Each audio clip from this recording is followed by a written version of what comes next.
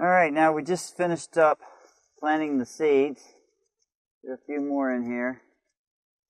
And now we're going to cover them up. Now it's important that these spinach seeds get covered up with that dirt. At least a ½ inch to 1/4 inch. And we want to make sure we don't uncover the seeds or pull them back out. So we'll just use this rake a little bit on the edge to cover the seeds up. Like so.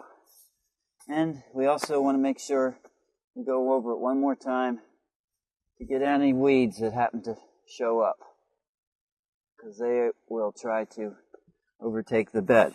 And we're going to pack the dirt down a little bit. That way it's nice and tight, but not too tight, to secure those seeds in the ground. Alright, that looks like it's in there pretty good.